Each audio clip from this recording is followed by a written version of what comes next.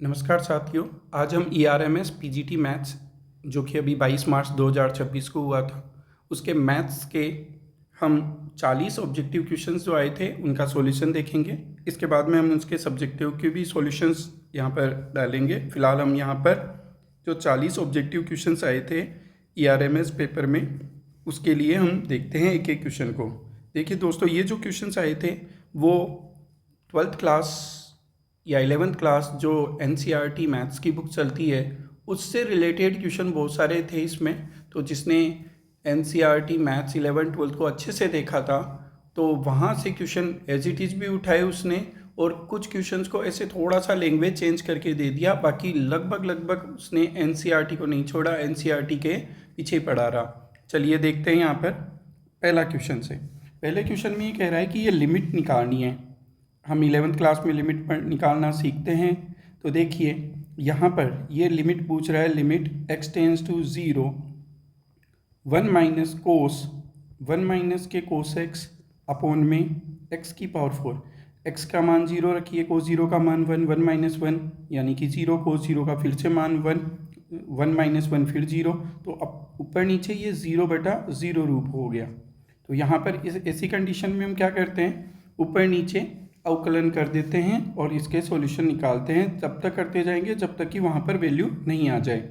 तो देखिए इसका 1 का करेंगे तो ये तो 0 हो जाएगा, कोस का करेंगे तो माइनस के साइन तो ये प्लस का हो जाएगा, साइन 1 माइनस कोस एक्स। ये तो केवल इसका हुआ है कोस का, अंदर वाले जो एंगल है उसका नहीं किया अभी तक। इसका करेंगे 1 का 0, कोस का क्या हो जाएगा माइनस के साइन, ये माइनस है तो ये प्लस के साइन एक्स हो जाएगा। ओके, अब इस नीचे वाले का कीजिए, नीचे वाले का करेंगे तो क्या हो जाएगा 4x क्यूब हो जाएगा। यहाँ पर आप ध्यान दीजिए, लिमिट x टेंस टू 0, ये हो गया साइन 1 माइनस के कोस एक्स अपोन में, यहाँ से एक x को बाहर निकाल देते हैं और इस साइन x के अपोन में लगा देते हैं। लगा दिया, लिमिट x टेंस टू 0। अब आपको पता होगा इसकी वैल्यू कितनी होती है, यस 1 होती है। वापस से देखिए यहाँ पर आप लगाओगे तो कोस 0 का मान 1, 1 माइनस 1 यानी कि 0, साइन 0 का मान 0 और नीचे भी 0, अभी भी वो 0/0 रूप ही है। तो लिमिट x टेंस टू 0, फिर से साइन का करेंगे कोस 1 माइनस के कोस एक्स। अब इसका अंदर वाले का करेंगे 1 का 0, इसका माइनस के साइन यानी कि प्लस का साइन x हो जाएगा। ठीक है, अच्छा इसका अवकलन करोगे 8x आ जाएगा। यहाँ पर आप ध्यान दीजिए, limit x tends to 0 cos 1 minus के कोस एक्स अपॉन में 8, और यहाँ पर इसको यूँ लिख सकते हैं, लिमिट x टेंस टू 0 और साइन x अपॉन में x। बताइए इसका मान फिर से क्या हो जाएगा 1 हो जाएगा। यहाँ पर आपके पास वैल्यू पुट कीजिए, अब कोस ये हो जाएगा 1 माइनस कोस 0 का मान भी 1 अपॉन में 8, ये कोस 0 हो जाएगा। कोस 0 की वैल्यू 1 होती है, 1/8। इसका फर्स्ट ऑप्शन राइट हो जाएगा। तो आपके भी फर्स्ट ऑप्शन ही आया होगा। देखिए बहुत आसान सा क्वेश्चन था, आपको इस टाइप से करके आना था वहाँ पे। चलिए दूसरे क्वेश्चन में चलते हैं। दूसरा क्वेश्चन देखिए, ये कह रहा है कि अपने पास कोई एक रेखा है। ये मान लो अपने पास वो एक रेखा है और इस रेखा का समीकरण यहाँ पर उसने दे रखा है। इसके किसी एक बिंदु से यहाँ पर इस पर एक लंब पात खींचा गया। यहाँ से एक कोई बिंदु है अपने पास, ये रहा वो बिंदु, ये बिंदु 2 माइनस 1 और 5। इस बिंदु से इस रेखा पर x माइनस के 11/10 y प्लस 2/-4 माइनस के z माइनस 8/11 इस रेखा पर यहाँ से एक लंबपात खींचा गया। वो कह रहा है लंबपात के निर्देशांक ज्ञात करो। ये रहा वो बिंदु जिसके वो निर्देशांक चाहता है। अब बताइए ये जो बिंदु है जो लंबपात है, तो वो ये वाला बिंदु इस रेखा को भी सेटिस्फाई करेगा। तो क्यों ना हम यहाँ पर बिंदु रख के देखें। तो ऑप्शन चेक करेंगे, पहला ही ऑप्शन चेक करेंगे, यहाँ पर करेंगे तो क्या हो जाएगा। देखिए ये पहले ऑप्शन में मान रखो x की वैल्यू 1 माइनस 11/10, यहाँ पर 2 + 2 अपॉन में माइनस के 4, माइनस का यहाँ पर 3, ये 3 था और ये 8 अपॉन में 11, तो ये हो जाएगा माइनस के 10/10, ये 4 अपॉन माइनस के 4, माइनस के 11/11 कैंसिल करो, -1 आया, -1 आया, -1 आया। तो आप यहाँ देखोगे कि यहाँ पर ये वाला पॉइंट इसको सेटिस्फाई करता है, तो इसका राइट आंसर क्या हो जाएगा, ए आ जाएगा। ये आंसर हो गया। आप चाहो तो और भी करके देख सकते हो, जैसे ये वाला सेकंड वाला आप करके देखोगे, -1 रखोगे यहाँ पर, -12 कितना हो जाएगा 10, यहाँ पर ये -2 रखो तो ये 0/4। अब यहाँ से आपको पता चल रहा है, बताइए इक्वल होगा क्या, नहीं होगा, तो ये ऑप्शन गलत हो गया। ऐसे बाकी के ऑप्शन भी आप चेक कर सकते हो। बाकी अगर वैसे करना चाहो तो आप क्या करोगे, यहाँ से कोई बिंदु इसको इक्वल्स टू लेमडा मानोगे, लेमडा मान के XYZ कोई भी बिंदु आएगा, फिर यहाँ पर आप इसके निकाल सकते हैं रेखा का समीकरण, फिर दो रेखाओं का क्रॉसिंग पॉइंट आपको निकालना पड़ेगा वो समीकरणों से। तो फिलहाल आपके लिए ये ज़्यादा बेटर होगा। चलिए क्वेश्चन नंबर 3 में चलते हैं। क्वेश्चन नंबर 3 भी आप थोड़ा ध्यान से देखिए, बहुत आसानी से वो कह रहा है कि यहाँ दो रेखाएं हैं और इनके बीच का कोण ज्ञात करना है। कोण ज्ञात करने के लिए देखिए आप थोड़ा सा इस रेखा को सही से देखिए। रेखा एक जो दे रखी है x-2/8, और यहाँ पर ये सही से नहीं दे रखी, इसको सही से करेंगे 2 से ऊपर नीचे डिवाइड कर दो, y + 4/-2 ये हो जाएगी। अच्छा यहाँ पर ये z = 8 दे रखा है, 8 को इधर बुला लो, z - 8 = 0 हो गया। यहाँ पर इक्वल्स टू में लेमडा मान के करते ये 0 लगाना पड़ेगा यहाँ पर, तो ये वाला हो जाएगा z - 8/0। ये वाली अपने पास L1 रेखा आ गई इस टाइप से, ये हो गई आपकी L1। दूसरी L2 में चलते हैं। L2 के लिए यहाँ पर इसमें भी 2 से डिवाइड कर सकते हैं, 2 से डिवाइड करने पर क्या हो जाएगा, यहाँ पर हो जाएगा अपने पास x से -4/1, फिर बोलिए यहाँ पर दूसरे में क्या आ जाएगा y + 3/2, बटा में भी 3/2, फिर z + 5/3 अपॉन में क्या हो जाएगा, यहाँ पर आप डिवाइड करोगे तो कितना आ जाएगा, किससे 2 से कर रहे हैं ना अपने पास, तो यहाँ पर तो इसको 2 से डिवाइड करने पर कितना आ जाएगा, यहाँ पर आ जाएगा 3। तो अब ये दो रेखाएं हैं, यहाँ से अपने पास मान मिल गए। देखिए रेखा का समीकरण x - x1/a, y - y1/b और z - z1/c ये होता है। तो यहाँ पर पहले वाले में a1 का मान 8 हो गया, b1 का मान -2 हो गया, c1 का मान 0 हो गया, a2 का मान 1, b2 का मान हो जाएगा कितना हो जाएगा बच्चों बताइए, b2 का मान कितना हो जाएगा, 3/2 हो जाएगा, c2 का मान क्या हो जाएगा, 3 हो जाएगा। ये मान आ गए अपने पास। अब कोस थीटा, यहाँ पर एंगल का जो सूत्र होता है कोस थीटा बराबर a1 a2 + b1 b2 + c1 c2 upon में √a1² + b1² + c1² √में a2² + b2² + c2²। यहाँ पर ये वाला जो है इसको मल्टीप्लाई कीजिए, 8 × 1 ये 8 हो गया, यहाँ पर इसको मल्टीप्लाई करोगे -3 हो जाएगा, और यहाँ पर कितना हो जाएगा, ये वाला कितना हो जाएगा, ये यहाँ पर 0 हो जाएगा। एक सेकेंड रुकिए, यहाँ पर अपने पास 8 की जगह 1 ही आएगा। देखिए ध्यान से, यहाँ पर ये 2 था डिवाइड करने पर ये, तो यहाँ पर ये a1 का मान 1 है, तो यहाँ पर आप 1 से मल्टीप्लाई करोगे इसको, तो यहाँ पर क्या आ जाएगा, ये 3 आ जाएगा। ओके, अपॉन में चलते हैं, यहाँ पर इस वाले में स्क्वायर करेंगे तो 1 + 4 + 0, और ये वाला 1 + 9/4 प्लस का 9, यहाँ से ऊपर आ गया 0, 0 अपॉन में कुछ भी हो यहाँ पर आएगा वो 0 ही। अब कोस 0 का मान अपने को पता है 90 पे होता है, कोस π/2 लिख दिया यहाँ पर, कोस थीटा, तो बताइए थीटा एंगल कितना आ गया, थीटा एंगल आ गया आपका π/2 आ गया, ठीक है, π/2 आ जाएगा।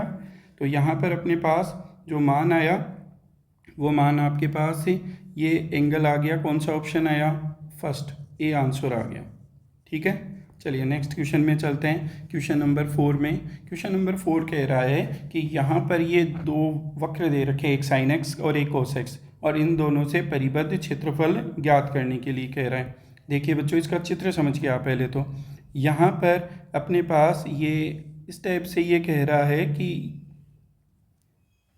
एक तो sin x का है और एक cos x का है। देखिए sin x का और cos x के लिए आपको पता होगा, जैसे यहाँ पर ये 0 हो गया, यहाँ पर मैं मान लो ये π/2 ले लूँ। अब sin x का जो ग्राफ होता है, sin x का ग्राफ वो तो यहाँ से 0 से बढ़ता बढ़ता 90 पे मैक्सिमम होता है, और कोसेक्स का जो होता है ग्राफ वो 0 पर तो मैक्सिमम होता है और 90 पे शून्य हो जाता है, इस टाइप से आता है। अब उसने और जो चीज़ें दे रखी है वो समझिए आप। उसने एक तो क्या कह रखा है, एक तो कह रखा है x बराबर 0, ये x बराबर 0, ये x बराबर क्या π/2, इससे परिबद्ध हो गया।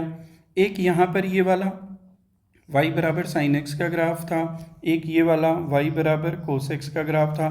तो देखिए एक एरिया तो ये वाला आ गया जो कि यहाँ पर x बराबर 0 इससे और इससे परिबद्ध है, एक ये वाला आ गया। ये दो एरिया अपने को निकालने हैं। ये वाला एरिया अपने को नहीं चाहिए। यहाँ पर ये क्या कर रहा है बताओ, ये वाला एंगल क्या हो जाएगा π/4 हो जाएगा। ये वाला क्या है यहाँ पर π/2 है, ये वाला क्या है 0। इस टाइप से हमने ये पहले तो ये डायग्राम समझा, ठीक है, ये y और ये y डेज।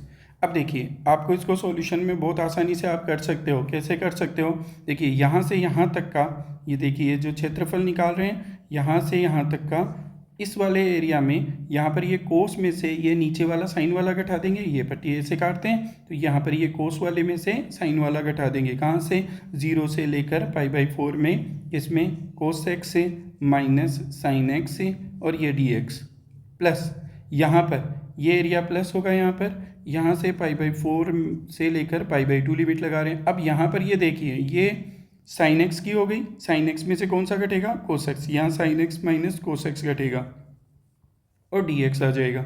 ठीक है, अब देखिए कैसे कर सकते हैं। यहाँ पर इस वाले में आपको इसका समाकलन करेंगे तो क्या हो जाएगा, सीधी बात है, कोस का क्या होता है साइन होता है, साइन एक्स हो जाएगा, और इसका प्लस माइनस का होता है तो ये प्लस का हो जाएगा कोस एक्स, और ये 0 से π/4 प्लस इसका करेंगे साइन का माइनस के कोस एक्स हो जाएगा, और इसका प्लस का होता है तो ये साइन एक्स हो जाएगा, और यहाँ पर π/4 से π/2 माइनस तो कॉमन ले सकते हैं इस वाले में, यहाँ लिमिट लगा देंगे। चलो एक बार पहले माइनस कॉमन ले लो, sine x plus cos x से, और 0 से π/4 माइनस कॉमन ले लिया। यहाँ पर इसको भी लिख सकते हो साइन एक्स से प्लस कोस एक्स से, और ये π/4 से π/2।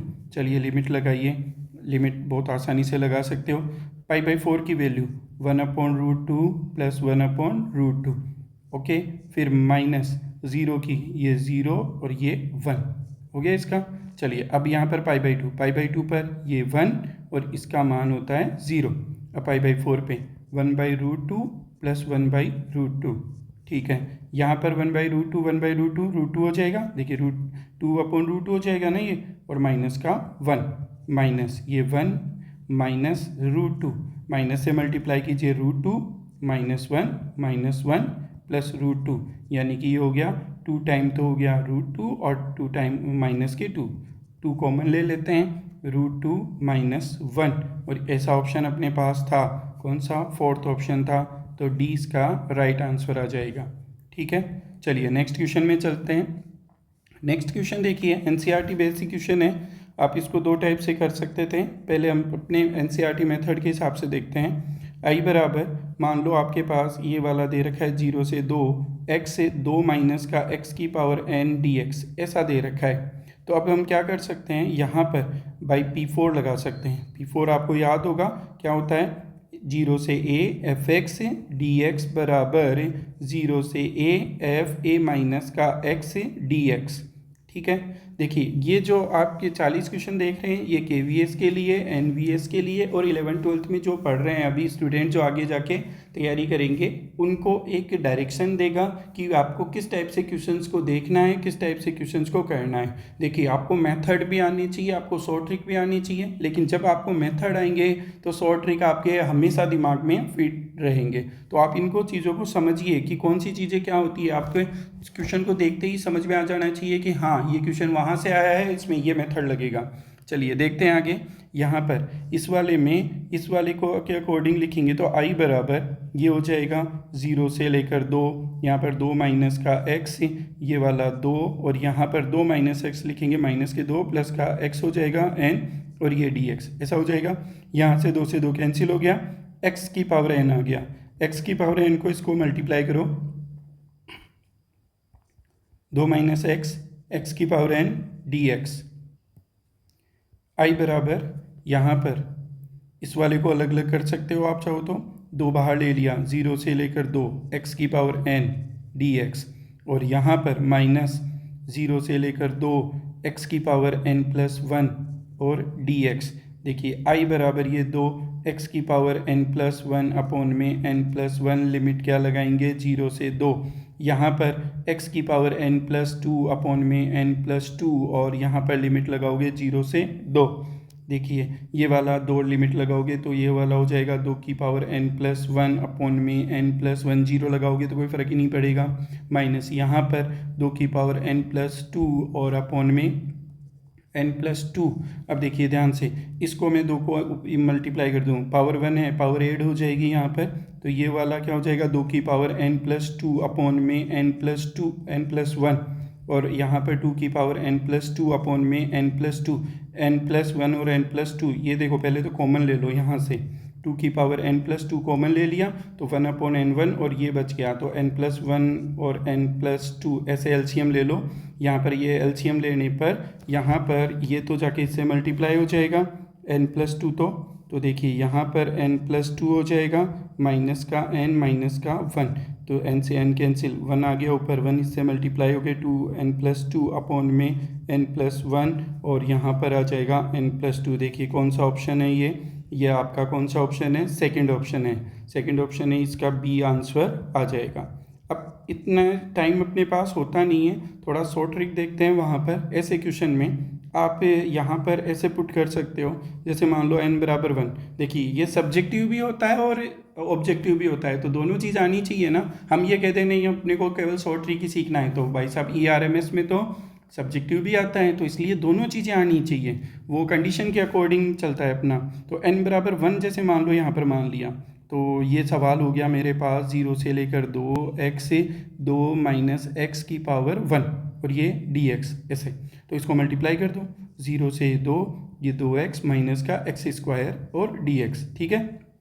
अब इसका समाकलन बताइए, एक्स स्क्वायर बाई 2, 2 से कट जाएगा, एक्स स्क्वायर ही आ जाएगा, एक्स क्यूब बटा में 3 और यहाँ पर 0 से लेकर 2, एक्स n बराबर 1 लेकर करके देख लिया मैंने यहाँ पर, ठीक है।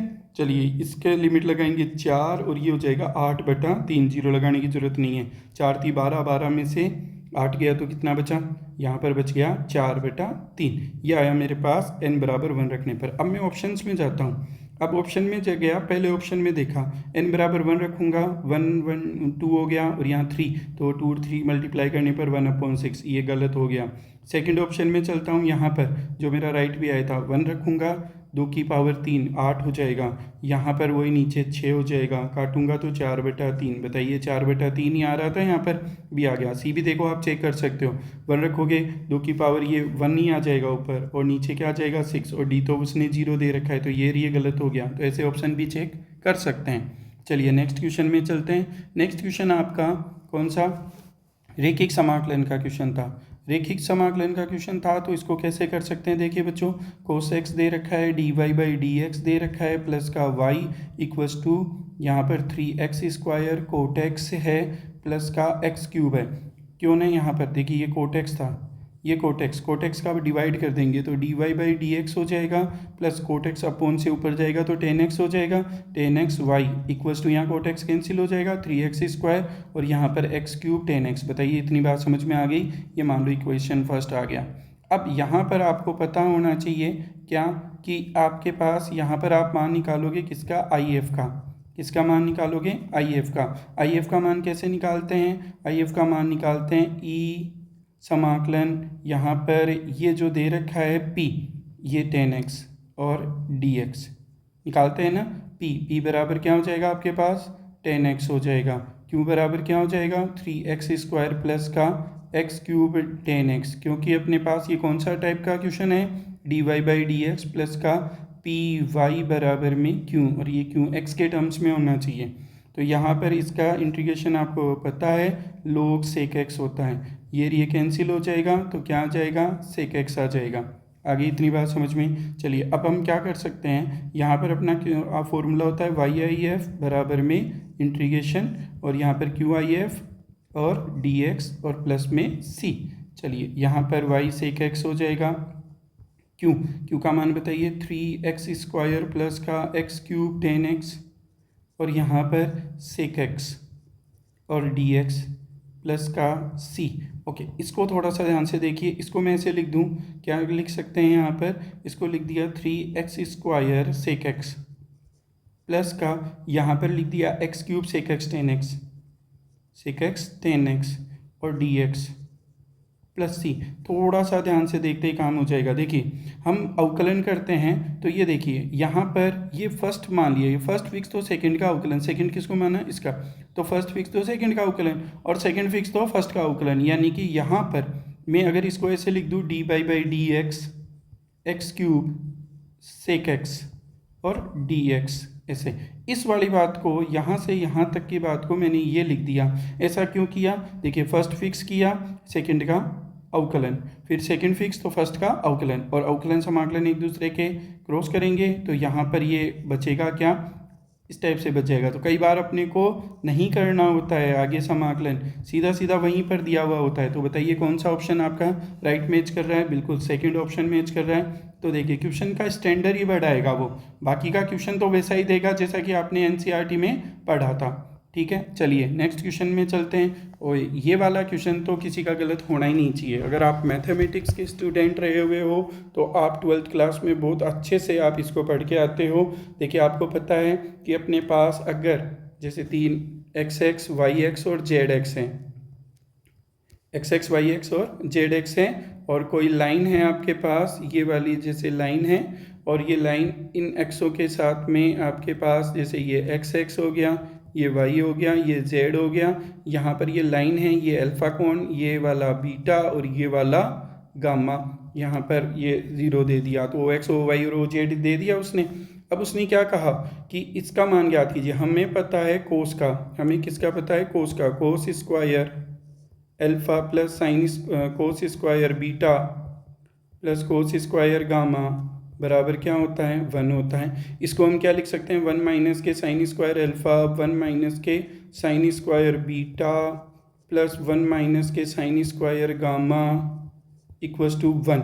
तो यहाँ पर ये उधर जाएगा, 1 2 3 हो जाएगा, ये 1 को इधर बुला लेंगे, इनको उधर भेज देंगे, sign square alpha sign square beta sine square gamma. तो बताइए आपके पास यहाँ पर sign square alpha sign square beta sine square gamma और इनके मान क्या आए, इनके मान आए 2। इसके किसके बराबर आए, ये 2।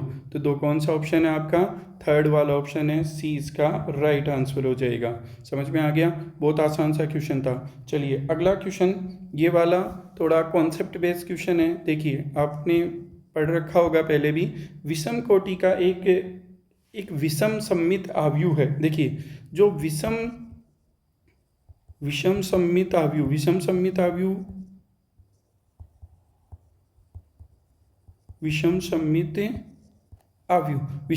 आव्यूह आपने ट्रांसपोज करके निकालते हैं वहाँ पर, ठीक है। तो यहाँ पर ये विषम सममित जो आव्यूह है अपने पास, तो यहाँ पर विषम सममित आव्यूह में 2 प्रकार की कोटि हो सकती है। कोटि किस ऑर्डर का है वो, मान लो आपका ये, एक तो ये हो सकता है कि विषम कोटि हो, और एक ऐसा हो सकता है सम कोटि हो, जैसे 2 कोटि का 4 कोटि का, ऐसे विषम सममित जैसे 3 कोटि का 5 कोटि का, इस टाइप से। तो यहाँ पर ये जो विषम कोटि का होता है इसमें सारणी का मान क्या होता है, 0 होगा, और यहाँ पर जो सारणी का मान होता है वो एक पूर्ण वर्ग संख्या आएगी, एक पूर्ण वर्ग आ जाएगा, ठीक है। तो यहाँ पर अगर सारणी का मान 0 है, अब अच्छा आपको पता है उसने पूछा व्युत्क्रम का मतलब ए इनवर्स बराबर होता है एडजॉइंट ए अपॉन में सारणी के। अब देखिए क्वेश्चन पे आइए, क्वेश्चन क्या कह रहा था, उसने कहा विषम कोटि का है, ओके, विषम सममित आव्यूह है, और उसका व्युत्क्रम क्या होगा, अगर इसका मान 0 हो गया, यहाँ पर अपॉन में 0 हो गया, तो बताइए ए इनवर्स का अस्तित्व होगा क्या, ए इनवर्स का अस्तित्व ही नहीं होगा, अस्तित्व में नहीं है, ठीक है, यहाँ पर डज नॉट एग्जिस्ट करेगा वो। तो ये कौन सा ऑप्शन आ जाएगा, डी इसका राइट आंसर आ जाएगा, ठीक है। तो आपको थोड़ा सा ध्यान से करना है और कुछ नहीं है।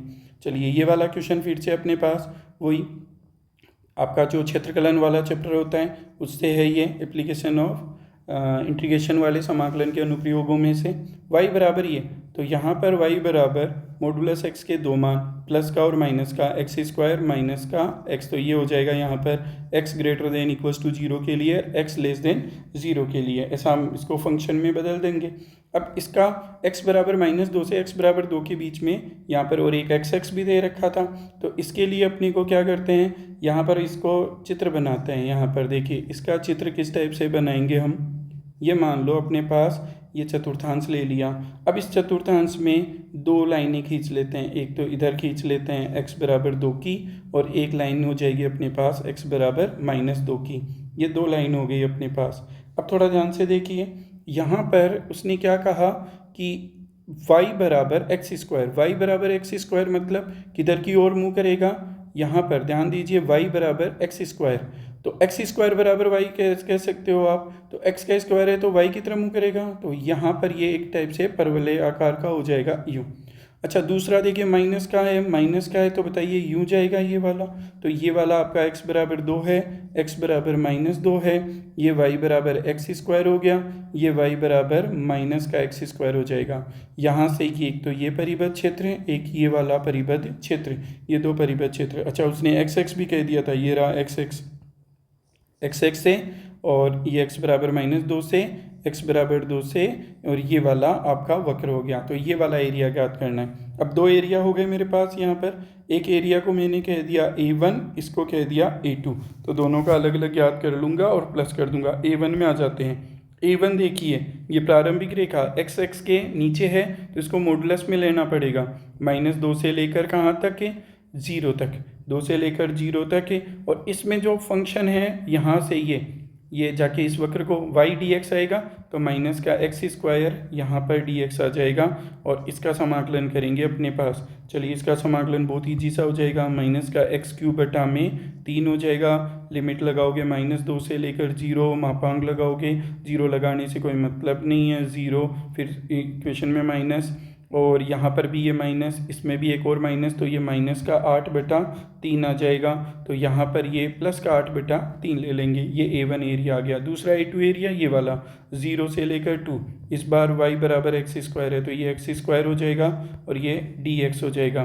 तो यहाँ पर x³ बटा में 3, लिमिट इसमें भी 0 से लेकर 2 लगाएंगे, 8/3 - 0, इसमें भी 8/3, दोनों एरिया A1 प्लस A2 दोनों को जोड़ेंगे, 8/3 प्लस 8/3 बताओ कितना होता है, 16/3। 16/3 आपका फर्स्ट ऑप्शन ही है क्या, वर्ग इकाई स्क्वायर यूनिट आ जाएगा यहाँ पर, इसका आंसर आ जाएगा option number A, right answer. चलिए नेक्स्ट क्वेश्चन में चलते हैं। दो वृत्त दे रखे हैं अपने पास, दो वृत्त दे रखे हैं, और ये कह रहा है कि इनके आरेखन करने वाली उभयनिष्ठ स्पर्श रेखाएं क्या होगी। देखिए दो आपके पास से कोई भी वृत्त हैं, और यहाँ पर इन वृत्तों में कौन सी चीज़ें दे रखी है पहले नोट करते हैं। सॉल्यूशन में चलते हैं, x² + y² - 2x - 4y + का 1 = 0। देखिए आपको पता है x² + y² + 2gx + 2fy + c = 0 ये होता है, और इसमें केंद्र क्या होता है, केंद्र होता है -g - f, और त्रिज्या क्या होती है, त्रिज्या होती है आपकी √g² + f² - c, ऐसे होती है। ठीक है, तो दो जो होते हैं अपने पास, एक केंद्र और त्रिज्या, तो यहाँ पर केंद्र निकालते हैं। इस वाले का बताइए केंद्र आधा कर देंगे। देखिए यहाँ पर g और f, इसका आधा करेंगे 1, और माइनस से भी मल्टीप्लाई करेंगे तो ये हो जाएगा 1, और यहाँ पर हो जाएगा इसकी 2, ये केंद्र आ गया। इसकी त्रिज्या भी निकाल सकते हैं, पहले वाले की त्रिज्या r1 कह दी, तो यहाँ पर 1 + 4, और ये वाला -1, तो ये √4 का मतलब हो जाएगा 2, तो यहाँ पर पहले की रेडियस भी आ गई। फिर दूसरे वाले में चलते हैं। दूसरा क्या कह रहा था, वृत्त x² y² - 2x + का 6y + का 1 = 0। यहाँ पर इसका केंद्र देखें, इसका केंद्र देखने पर केंद्र क्या हो जाएगा, यहाँ पर 1 और -3 हो जाएगा, और इसकी जो r2 त्रिज्या है वो क्या हो जाएगी 1 + 9, और इसमें भी -1, तो यहाँ पर ये 9 का हो जाएगा 3। ये दोनों त्रिज्याएँ हो गई। अब आप थोड़ा सा डायग्राम बनाकर देखते हैं अपने पास। यहाँ पर डायग्राम बनाएं, एक तो है छोटा जिसकी त्रिज्या है 2, तो यहाँ पर मैंने ये वाला बना दिया। फिर दूसरा एक थोड़ा इससे बड़ा है, तो बड़ा थोड़ा सा हमने यू बना दिया। देखिए ये थोड़ा सा जो बड़ा बनाया हमने यू बना दिया। अब यहाँ पर ये जो दोनों वृत्त हैं, इन दोनों वृत्तों से एक की तो देखिए ये दोनों टच क्यों कर रहे हैं, यहाँ पर ये वाला R1 इसका सेंटर हो गया 1 2 हो गया, दूसरे का सेंटर क्या था 1 माइनस का 3, इसकी R1 कितनी थी 2, इसकी कितनी थी 3, ये 5 हो गई। अब हम यहाँ पर ये जो C1 और ये C2 जो सेंटर हैं, इन दोनों के बीच की दूरी देखते हैं। C1 और C2 के बीच की दूरी वही आपके दूरी सूत्र से निकालेंगे, x2 माइनस x1 वाला 1 माइनस का 1 का स्क्वायर प्लस -3 -2 का स्क्वायर, तो ये 0 हो जाएगा, -5 का स्क्वायर करेंगे 25, ये क्या आया 5। और R1 प्लस R2 भी बताइए क्या था 2 प्लस का 3, यानी कि ये भी 5। तो ये दूरी और ये दूरी बराबर है, यानी कि ये दोनों आपस में ऐसे बाहर की तरफ से टच करते हैं। तो यहाँ से बाहर की तरफ से टच करेंगे तो एक तो उभयनिष्ठ स्पर्शरेखा ही आ जाएगी, एक उभयनिष्ठ स्पर्शरेखा ही आ जाएगी, और एक छोड़ रहे हो आप, ये वाली भी तो आएगी। तो टोटल कितनी आ जाएगी 3 आ जाएगी। तो सी ऑप्शन इसका क्या हो जाएगा, राइट हो जाएगा। उभयनिष्ठ स्पर्शरेखाएं कितनी हो जाएगी 3 हो जाएगी। तो आपको ये देखना है। अच्छा, अगर ये अंदर की ओर ऐसे करता, अंदर की ओर करता तो कितनी स्पर्शरेखाएं आती, फिर 1 और 2 यही आती उभयनिष्ठ। और ये अगर बाहर होता तो एक तो ये हो जाएगी, दूसरी एक ऐसे भी आ सकती थी, तीसरी और ये चौथी, तो ऐसे 4 हो जाती। तो यहाँ पर फिलहाल ये आंसर उसने वैसे ही दिए 2 3 4 ऐसे दिए, तो इसका आंसर क्या आएगा 3 आएगा। चलिए नेक्स्ट क्वेश्चन में चलते हैं। नेक्स्ट क्वेश्चन देखिए, लगता बड़ा आसान है, लेकिन देखिए यहाँ पर आप कहोगे ये तो 12th क्लास का है, बहुत आसानी से हो जाएगा, कर सकते हो आप। 10 इनवर्स 1 प्लस 10 इनवर्स से 2 प्लस 10 इनवर्स से 3, यहाँ पर इस 1 की वैल्यू तो आपको पता है क्या होती है, π/4 होती है। प्लस यहाँ पर आप 10 इनवर्स से ये वाले में अगर आप लगाते हो तो 10 इनवर्स में देखिए यहाँ पर आप इन दोनों का मल्टीप्लाई कीजिए। देखो सूत्र क्या होता है अपने पास, 10 इनवर्स से x से प्लस 10 इनवर्स y का। तो आप कहोगे इसका सूत्र तो मेरे पास आता है, क्या आता है, ये होता है क्या 10 इनवर्स से x प्लस वाई और 1 माइनस का xy। और दूसरा जो होता है एक और देखिए 10 inverse x plus 10 inverse y, इसमें एक और सूत्र होता है, ये होता है आपका, ये सूत्र होता है pi plus 10 inverse x plus y 1 minus x y. बच्चों याद रखना ये वाला कब होता है, जब आपका एक्स वाई का जो मल्टीप्लाई है, ये जो एक्स वाई का मल्टीप्लाई है वो लेस देन क्या हो 1 हो। और ये कब होता है, जब आपका एक्स वाई क्या हो ग्रेटर देन 1 हो। ये चीज़ आपको ध्यान रखनी है। यहाँ पर देखिए 2 और 3 को गुणा करोगे आप कितना आएगा, 2 और 3 को 6 आएगा, यानी कि ये वाला फॉर्मूला लगना चाहिए। ये पाई आएगा प्लस का 10 इनवर्स से और x plus y 2 plus 3 1 minus के 2 गुणा 3, बात समझ में आ जानी चाहिए। π/4 प्लस का पाई यहाँ पर प्लस 10 इनवर्स से ये वाला हो जाएगा 5 अपॉन यहाँ पर बताइए 6 1 माइनस, ये तो माइनस का 5, ये माइनस का 1 हो जाएगा। π/4 प्लस का पाई प्लस 10 इनवर्स से माइनस का 1, और अपने को पता है π/4 प्लस पाई 10 माइनस को बाहर दे देता है, माइनस का 10 इनवर्स से 1। 10 इनवर्स 1 की वैल्यू बताइए क्या होती है, बिल्कुल अभी आपने बताया था π/4 होती है। π/4 से π/4 कैंसिल, क्या आ जाएगा पाई, कौन सा ऑप्शन आ जाएगा, बी आ जाएगा राइट आंसर। चलिए 11वें क्वेश्चन के बाद में 12वें में चलते हैं। 12वां क्वेश्चन बहुत आसानी से, एक क्रिकेट प्रतियोगिता हुई थी और उसमें 36 गेम खेले गए। टोटल कितने गेम खेले गए, 36 खेले गए, जिसमें प्रत्येक टीम ने एक दूसरे के विरुद्ध खेला।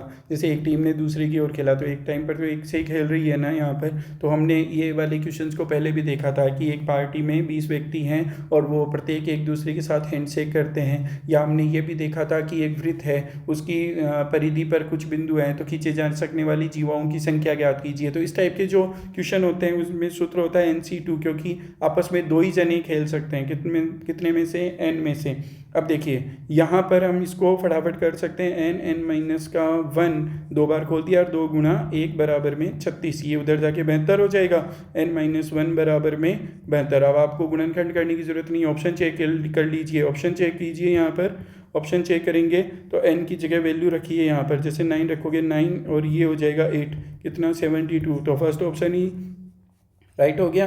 तो अतः हम क्या कहेंगे, कितनी टीमें खेल रही है वहाँ पर, 9 टीमें खेल रही है। आप बाकी के ऑप्शन भी चेक कर सकते हैं। चलिए नेक्स्ट क्वेश्चन में चलते हैं। क्वेश्चन नंबर आपका 13।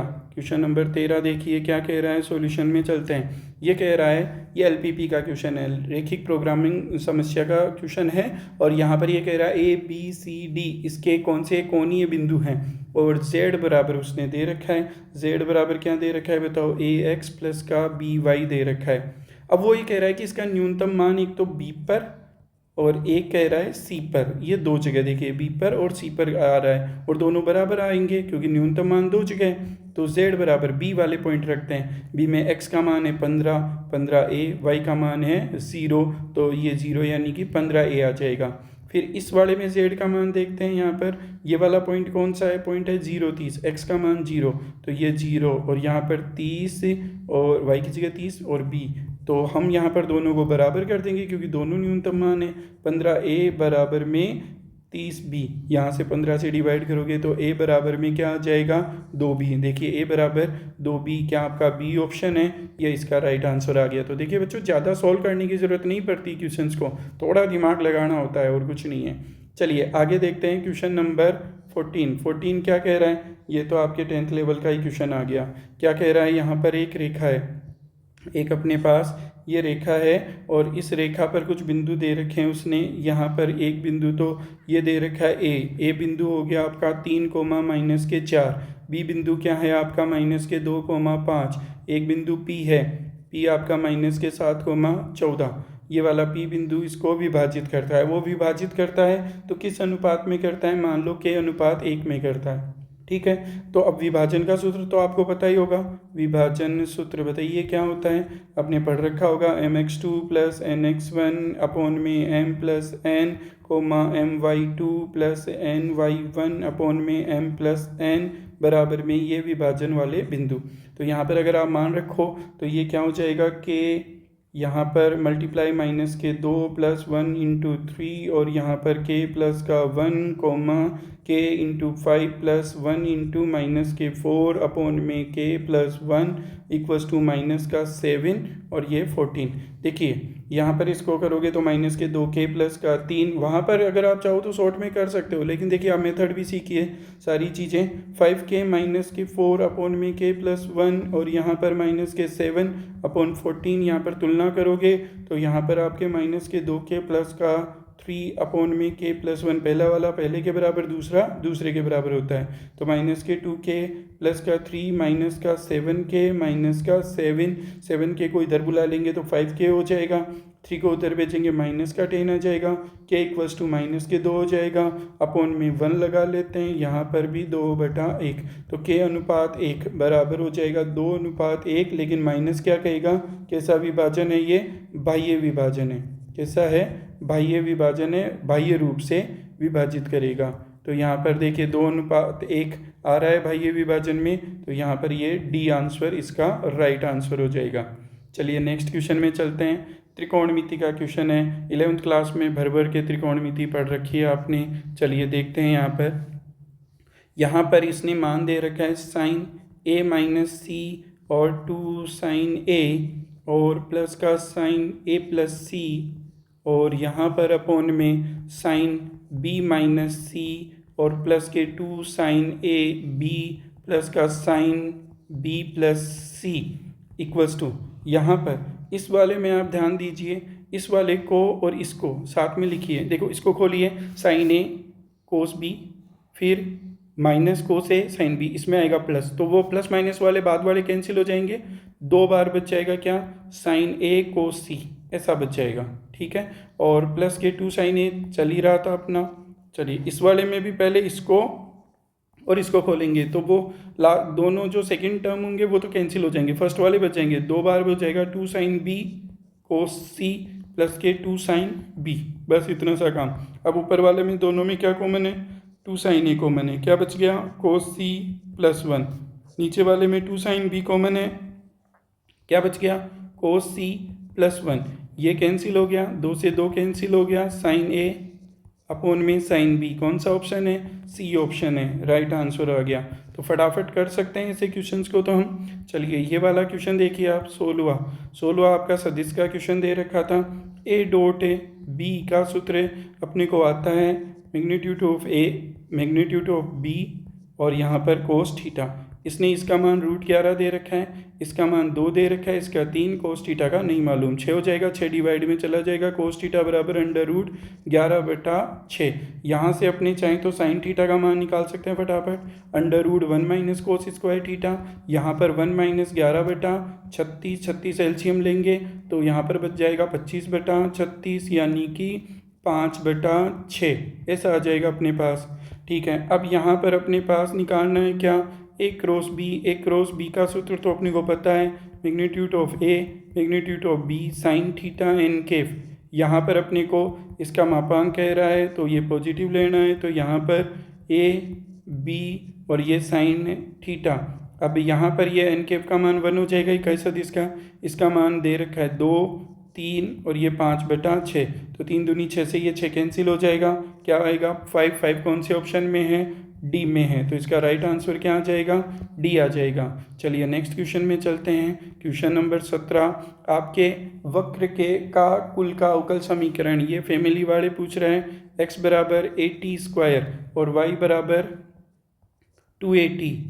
तो बच्चों ये वाले होते हैं परवलय के। कैसे, देखिए ये जो प्राचल होते हैं वो परवलय के होते हैं। कैसे अपने को देखते हैं यहाँ से हम इसको थोड़ा सा यूँ लिख सकते हैं, इसका स्क्वायर कर दूँ y का, y² बराबर 4a² t² ऐसे हो जाएगा। इसको 4a ऐसे लिख लूँ, क्या इसकी जगह x लिख सकता हूँ, तो बताइए ये आ गया आपका इन दोनों को सॉल्व करने पर परवलय। अब इसका एक अचर दे रखा है तो एक ही बार करना है, तो यहाँ पे 2y हो गया, ये dy/dx हो जाएगा, यहाँ से ये आ जाएगा 4a, x का अवकलन हो गया 1। अब ये 4a की वैल्यू यहाँ से निकाल सकते हैं, y² x, ये किसकी वैल्यू आई 4a की, तो यहाँ पर पुट करेंगे 2y dy/dx और ये वाला मान हो जाएगा y² x। अब देखिए यहाँ से एक y तो y कैंसिल हो जाएगा, ये x जाके गुणा हो जाएगा 2x dy/dx और इक्वल्स टू में बच गया y को इधर बुला लो, 2x dy/dx माइनस का y इक्वल्स टू में 0। तो देखिए आपका कौन सा ऑप्शन है, ये वाला आपका फर्स्ट ऑप्शन ही है, ए इसका राइट आंसर हो जाएगा। ठीक है, चलिए नेक्स्ट क्वेश्चन में चलते हैं। बहुत आसानी से कर सकते हैं इस वाले क्वेश्चन को भी। उसने लिमिट के लिए कहा था कि यहाँ पर ये x बराबर 1 पर अवकलनीय है। x बराबर 1 पर अवकलनीय अगर होगा तो देखिए यहाँ पर इसका लेफ़्ट और राइट दोनों में क्या होनी चाहिए, इक्वल होनी चाहिए। कैसे, डेरिवेटिव में चलते हैं अपने पास। पहली बात तो यहाँ पर एक डेरिवेटिव निकालते हैं x बराबर 1 पर। x बराबर 1 पर लिमिट h टेंड्स टू 0 और f1 प्लस h माइनस का f1/h ऐसे कर सकते हैं। और राइट वाला limit h tends to 0, sorry ये राइट वाला, ये लेफ्ट वाला f1 माइनस का h माइनस का f1/h। लेफ्ट और राइट दोनों इक्वल होते हैं अपने पास, शॉर्ट में करते हैं। लिमिट h टेंड्स टू 0, यहाँ पर 1 प्लस h में नीचे वाली कंडीशन, तो यहाँ पर आ जाएगा 1 प्लस h का होल स्क्वायर प्लस से यहाँ पर आ जाएगा ये b1 प्लस h और प्लस c/h और यहाँ पर लिमिट h टेंड्स टू 0, ये वाला हो जाएगा 1 माइनस h, ऊपर वाली कंडीशन लगेगी माइनस का f1 की वैल्यू बताइए 1 ही आ जाएगी अपॉन में माइनस का h। Limit h tends to 0, इसको खोलिए 1 प्लस के 2h प्लस का h² प्लस का bh प्लस का c/h और यहाँ पर क्या हो जाएगा अपने पास, यहाँ पर अपने पास हो जाएगा ये वाला कितना, लिमिट ये 1 से 1 कैंसिल हो जाएगा, माइनस h से h कैंसिल होकर यहाँ पर 1 आएगा ओनली। ठीक है, अब यहाँ पर देखिए लिमिट h टेंड्स टू 0, ये वाले जो h वाले टर्म हैं कौन कौन से, एक तो है h² वाला, तो एक तो h कॉमन ले लिया मैंने यहाँ पर इसमें से, तो h कॉमन ले लिया तो h बच गया, 1 प्लस के 2 बच गया, एक क्या बच गया, b बच गया, ये बच गया अपने पास। और साथ ही साथ अब अपने पास और कौन से मान बच गए, अच्छा f1 का मान तो -1 था, वो तो लिखा ही नहीं, -1 से -1 कैंसिल हो जाएगा। अब यहाँ पर b प्लस c ये वाला बच गया और अपॉन में h इक्वल्स टू 1। अब इसकी वैल्यू 1 कब आएगी, इसकी वैल्यू 1 कब आएगी, जब ये नीचे वाला h से h कैंसिल होगा तभी तो ये 1 दे सकता है। इसका मतलब ये b प्लस c नहीं होना चाहिए यहाँ पर, तो b प्लस सी नहीं होना चाहिए, यानी कि b प्लस सी का मान क्या होना चाहिए, यहाँ पर 0 होना चाहिए। तो देखिए b प्लस सी का ही मान पूछ रहा था वो, तो b प्लस सी का मान 0, कौन सा ऑप्शन आ जाएगा, सी ऑप्शन आ जाएगा। यहाँ पर ये वाला मान नहीं होगा तभी तो यहाँ पर ये इसकी जगह 0 रखिए, फिर h से h कैंसिल कीजिए, तभी ये वाली वैल्यू लिमिट में आपको 1 दे पाएगी। नहीं तो दोनों लेफ्ट और राइट दोनों बराबर नहीं होंगे और वो अवकलनीय नहीं होगा, और उसने कहा है अवकलनीय है, तो यहाँ पर b + c बराबर क्या होगा, 0 होगा। चलिए नेक्स्ट क्वेश्चन में चलते हैं। नेक्स्ट क्वेश्चन 19वां करने की ज़रूरत नहीं थी आपको, डायरेक्ट 12th क्लास का याद होना चाहिए। एक अपने पास गोला है और इस गोले की जो त्रिज्या है वो त्रिज्या कितनी है, r है मान लो, और इसके अंतर्गत अधिकतम आयतन वाले लंबवर्तीय बेलन, मान लो इसके अंदर कोई भी ऐसे बेलन है, ये वाला बड़े से बड़ा, कितना भी बड़े से बड़ा आप जितना रख सकते हो उतना रखिए। यहाँ पर इसकी जो त्रिज्या थी किसकी, गोले की, वो मान लो कैपिटल R है, और इसकी जो हाइट है इसकी यहाँ से यहाँ तक की ये हाइट ये h है। तो हमने वहाँ पढ़ रखा था r त्रिज्या के गोले के अंतर्गत अधिकतम आयतन वाले लंबवर्तीय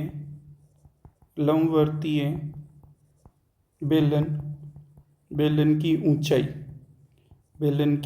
ऊंचाई, और ये ऊंचाई h होती है और ये होती है 2r/√3। अब r का मान देखिए, यहाँ पर r बराबर उसने दे रखा है √3 सेंटीमीटर दे रखा है, तो h बराबर 2, यहाँ पर √3 से √3 कैंसिल होगा, h बराबर क्या हो जाएगा, 2 सेंटीमीटर आ जाएगा। तो आप देखिए इसका आंसर क्या आ जाएगा, बी आंसर आ जाएगा। तो ये चीज़ें अपने को थोड़ा बहुत एनसीईआरटी के जो पहले 6.5 में आता था ये वाला क्वेश्चन, और अभी फ़िलहाल 2 चैप्टर हटा दिए, उसमें 6 चैप्टर से 6.3 6.4, तो ये 6.3 में आता है आपका उच्चिष्ट निम्निष्ट वाले चैप्टर में। तो यहाँ पर थोड़ा सा आपको ऐसे कॉन्सेप्ट भी याद होनी चाहिए ये सिद्ध करने वाले सवालों के। चलिए अगला क्वेश्चन चलते हैं, 20वां क्वेश्चन। ये कह रहा है त्रिभुज का क्षेत्रफल जबकि उसकी संलग्न भुजाएं दे रखी है। देखिए त्रिभुज आपको पता है, त्रिभुज में क्षेत्रफल निकाल सकते हैं। जैसे मान लो कोई भी ऐसे कोई त्रिभुज है अपने पास और इसकी 2 भुजाएं संलग्न भुजाएं दे रखी है, कंटिन्यू से चल रही है। यहाँ पर ये मान लो और ये वाली 2 मान लो, जैसे ये ए है और ये बी है, इस टाइप से ये 2 दे रखी है। तो इस त्रिभुज का जो क्षेत्रफल होगा वो होगा कितना, त्रिभुज का क्षेत्रफल और वो होगा 1/2 a क्रॉस b। अब अपने को पहले तो a क्रॉस b निकालना है, a क्रॉस b निकालते हैं। a क्रॉस b के लिए i j k लिखा, यहाँ पर 1 2 3 -3 -2 और प्लस का 1, ये वाले मान दे रखे हैं। चलिए इसको सोल्व करते हैं। i लेंगे तो यहाँ पर ये 2 प्लस का 6 हो जाएगा, माइनस का j लेंगे तो 1 प्लस का 9 हो जाएगा, प्लस का k लेंगे माइनस के 2 प्लस के 6 हो जाएगा, ये वाला 8i हो जाएगा, माइनस का 10j हो जाएगा, प्लस का 4k हो जाएगा। ये वाला एक क्रॉस b आया अपने पास। इसका क्या निकालना है, अपने को मापांक निकालना है। कैसे निकालेंगे, इसका i j k के गुणांकों का वर्ग करके जोड़ेंगे। 64 हो जाएगा, 100 हो जाएगा और यहाँ पर कितना हो जाएगा 16, 180 हो गया। 180 को मैं क्या लिख सकता हूँ, 36 × 5 लिख सकते हैं। 36 × 5 क्यों लिखा, क्योंकि 6√5 इसको लिख सकते हैं। अब त्रिभुज का क्षेत्रफल निकालना था अपने को। त्रिभुज का क्षेत्रफल क्या होता है, 1/2 a क्रॉस b का मान है 6√5, 6 को काटोगे तो 3√5, 3√5 कौन सा ऑप्शन है, डी ऑप्शन है, तो इसका आंसर डी आ जाएगा। ठीक है, तो इस टाइप से क्वेश्चन कर सकते हैं। चलिए ये वाला क्वेश्चन देखिए, क्वेश्चन नंबर 21, इसको आप थोड़ा कॉन्सेप्ट से समझिए। यहाँ पर x + 1 दे रखा है, प्लस का x - 2 दे रखा है, प्लस x - 3 दे रखा है और इक्वल्स टू अल्फा। केवल एक मूल के लिए जब कहे इस टाइप के क्वेश्चन में, तो यहाँ पर पहली बात तो क्रिटिकल पॉइंट क्या क्या आ जाएंगे, यहाँ पर क्रिटिकल पॉइंट आ जाएंगे -1 और 1 आ जाएगा 2, 1 आ जाएगा 3, ये 3 बिंदु आ गए। अब आप क्या करो, यहाँ पर मान निकालो इसका, कहाँ पर, x बराबर -1 पर इसका मान देखिए। -1 अगर आप यहाँ रखते तो ये तो क्या हो जाएगा 0 हो जाएगा, या -1 रखोगे -3 मोड करोगे तो +3, या -1 रखोगे तो ये 4 आ जाएगा अल्फ़ा के बराबर। तो बताइए अल्फ़ा बराबर 7 आ गया पहले वाले का। फिर दूसरे वाले में x बराबर 2 पर देखिए क्या आ जाएगा, x बराबर 2 पर ये 3 हो जाएगा, यहाँ पर 2 पर ये 0 हो जाएगा और यहाँ 2 पर रखोगे -1 तो ये +1। तो अल्फ़ा का मान बताइए क्या आया, अल्फ़ा का मान आया 4। फिर x बराबर 3 पर देखिए, x बराबर 3 पर ये वाला 3 और 1 4 हो जाएगा, यहाँ पर 1 आ जाएगा और यहाँ पर आपका क्या आ जाएगा 0। तो अल्फ़ा का मान आया 5। तो यहाँ पर अल्फ़ा के जो मान आए वो अल्फ़ा के मान केवल एक मान अगर पूछ रहा है, केवल एक मूल पूछे कि इसका एक मूल होगा, तो वहाँ पर आपको मिनिमम वैल्यू देखने ली है। मिनिमम वैल्यू देखोगे, किसकी देखोगे, यहाँ पर ये जो मान आया अल्फ़ा की, तो अल्फ़ा की मिनिमम वैल्यू कितनी आई 4। तो एक मूल अल्फ़ा के किस मान के लिए ये मिनिमम वैल्यू देगा, यहाँ पर ये 4 जो ये वाले 4 आ जाएगी इसकी। तो यहाँ पर इसका आंसर मिनिमम वैल्यू के लिए पूछ रहा था, तो एक मूल क्या होगा, किस अल्फ़ा के मान के लिए एक मूल होगा, तो अल्फ़ा बराबर 4 के लिए होगा। डी इसका राइट आंसर आ जाएगा। चलिए अगले क्वेश्चन में चलते हैं। यहाँ पर अपने पास इस वाले को पूरा सॉल्व नहीं करके डायरेक्ट मेथड से कर सकते हैं। 2 ऑर्डर वाले के लिए अपने कोई भी समीकरण बना सकते हैं। जैसे अगर मान लो ए बराबर दे रखा हो ABCD, तो इसका समीकरण बना सकते हैं A² माइनस यहाँ पर A+D, मुख्य विकर्ण के एलिमेंटों को जोड़ देंगे A, और प्लस यहाँ पर हम सारणी का मान AD माइनस से BC, और ऐसे निकालते हैं AD माइनस BC, और यहाँ आइडेंटिटी बराबर 0। अब देखिए इसको सॉल्व करते हैं। A² माइनस A+D, इन दोनों को जोड़ोगे 1 + 4, यहाँ पर 1 2 3 4 ये दे रखे हैं, तो यहाँ पर जोड़ोगे तो 5 A हो जाएगा, प्लस AD का मान देखिए यहाँ पर ये 4 - 6 और आइडेंटिटी बराबर में 0। यहाँ पर A² माइनस का 5A, और यहाँ पर क्या आ जाएगा अपने पास -2 आइडेंटिटी बराबर 0। A² माइनस का 5A इक्वल्स टू 2 आइडेंटिटी। बताइए कौन सा ऑप्शन है, बी। तो राइट आंसर क्या आ जाएगा इसका, बी आ जाएगा। चलिए 23वें क्वेश्चन में चलते हैं। क्वेश्चन नंबर 23, ऑप्शन चेक कर सकते हैं। देखिए यहाँ पर उसने जो दे रखा है अपनी को Z1 Z2 Z3 और मान पूछ रहा है ये, इसमें कहीं पर Z3 तो है ही नहीं। चलो कोई नहीं, अपनी को क्या चाह रहा है, चलो Z1 और Z2 को मान सकते हैं। अब सम्मिश्र संख्या है तो रियल नंबर भी तो सम्मिश्र संख्याओं में काउंट होते हैं। तो Z1 बराबर मान लो 1 मान लिया, और Z2 बराबर मान लिया -1, ऐसे मान लिया मैंने। चलो अब जो मान दे रखा है उसका मान निकालते हैं। देखिए फटाफट 1/2 Z1 प्लस Z2 दोनों को जोड़ूंगा तो क्या हो जाएगा 0 आ जाएगा, प्लस Z1 Z2 को मल्टीप्लाई करूंगा माइनस का 1 हो जाएगा। ठीक है, इतनी बात समझ में आ गई। मापांक प्लस फिर से 1/2, यहाँ पर Z1 प्लस Z2 को जोड़ेंगे, क्या आ जाएगा अपने पास से, Z1 प्लस Z2 को जोड़ेंगे क्या आ जाएगा, यहाँ पर ये Z1 Z2 को जोड़ेंगे तो क्या हो जाएगा 0 हो जाएगा। यहाँ पर ये जो है वो माइनस का साइन होगा, पेपर में ये माइनस दे रखा है यहाँ पर। चलिए यहाँ पर ये माइनस का साइन हो जाएगा अपने पास, और यहाँ पर Z1 Z2 का मान वही माइनस का 1। यहाँ पर ये 0 हो जाएगा, अंडर रूट -1 का मतलब आयोटा, आयोटा का मोड ये वाला 0, यहाँ पर ये माइनस आयोटा का मोड, आयोटा का मोड 1 होता है, तो यहाँ पर भी 1, तो क्या आ गया 2। अब इसमें ऑप्शन में रख के देख लिए 2 कौन सा आता है। फर्स्ट ऑप्शन में चलते हैं, यहाँ पर ऑप्शंस में जाते हैं अपने पास। ऑप्शन में क्या कह रहा है, फर्स्ट जो ऑप्शन है वो आपका मापांक निकालेंगे 1 और 1, तो यहाँ पर 1 का मापांक और प्लस -1 का मापांक, तो ये 1 + 1 यानी कि 2 आ जाएगा। सेकंड ऑप्शन में 1/2, अभी इसका मान 2 निकाला था तो इसका 1 आ जाएगा। थर्ड ऑप्शन में दोनों को जोड़ेंगे तो 0 आ जाएगा, 0 का मापांक 0 हो जाएगा। फोर्थ में अभी माइनस किया करेंगे तो यहाँ पर 1/2, ये माइनस माइनस प्लस का हो जाएगा 2 हो जाएगा। यहाँ पर 2 का मापांक निकालेंगे 2 आ जाएगा, 1 आ जाएगा। तो फाइनली यहाँ पर 2 एक ही ऑप्शन में आया, तो यहाँ पर कौन सा ऑप्शन आ जाएगा, ए आ जाएगा। आप चाहो तो इसमें Z1 बराबर आयोटा, Z2 बराबर माइनस आयोटा, ये भी रखकर आप इसको चेक कर सकते हो, वो का वही आंसर आपका दे देगा। ठीक है, चलिए नेक्स्ट क्वेश्चन में देखते हैं। यहाँ पर क्वेश्चन नंबर 24, क्वेश्चन नंबर 24 क्या कह रहा है, यहाँ पर 2 गेंद, एक थैले में 5 लाल और 7 नीली गेंदें हैं। 2 गेंदें यादृच्छिक बिना प्रतिस्थापित किए निकाली जाती है, दोनों गेंदों के लाल होने की क्या प्रायिकता है। तो देखिए शॉर्ट में बिल्कुल आप आराम से कर सकते हैं। मान लो E1 बराबर आप मान लेंगे पहली गेंद लाल होने की घटना, लाल होने की घटना, यहाँ पर फिर E2 क्या मान सकते हैं, दूसरा इवेंट हो जाएगा ये। तो यहाँ पर पहली गेंद लाल होने की 5 लाल थी, टोटल कितनी थी 12, लेकिन दूसरी गेंद आप E2, और E2 आपके, अब बताइए एक लाल निकाल ली या वापस प्रतिस्थापित नहीं करनी, लाल बच गई 4, टोटल बच गई 11। यहाँ पर प्रायिकता निकालनी है PE1 इंटरसेक्शन E2 दोनों घटनाओं की, एक के बाद में दूसरी हो रही है। यहाँ पर फॉर्मूला ये लगेगा स्वतंत्र घटनाओं वाला, तो यहाँ पर 5/12 मल्टीप्लाई 4/11 20 यहाँ पर हो जाएगा, चलिए इसको कैंसिल ही कर देते हैं, 1 टाइम 3 टाइम 5/33। सी ऑप्शन इसका राइट हो जाएगा। तो प्रोबेबिलिटी का क्वेश्चन तो बहुत आसान सा क्वेश्चन आया था।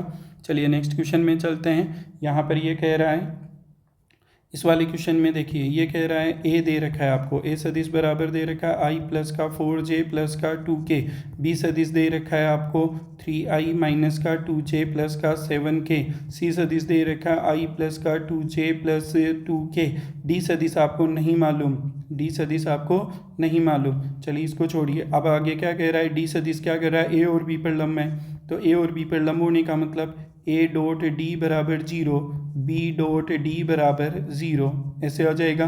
और तीसरी चीज़ वो सी डॉट डी बराबर क्या कह रहा है, 2 कह रहा है। अब वो ये कह रहा है कि डी का मान ज्ञात कीजिए। तो देखिए एक तो तरीका ये है कि यहाँ पर मान निकाल कर ये डी को xi प्लस वाई जे प्लस जेड के माने और फिर ये निकालेंगे, पूरा मेथड करें, या एक आप ऑप्शन चेक कर सकते हैं। देखिए सी डॉट डी बराबर 2, यानी कि अगर मैं सी यहाँ पर कोई भी डी का मान रखूँ, जैसे मान लो ये फर्स्ट वाला ऑप्शन, इसको मैं यहाँ पर इस चीज़ से करूँगा तो ये सारे प्लस के हैं और ये भी प्लस का है, तो बताइए 2 तो नहीं आएगा, तो फर्स्ट ऑप्शन वैसे गलत हो गया।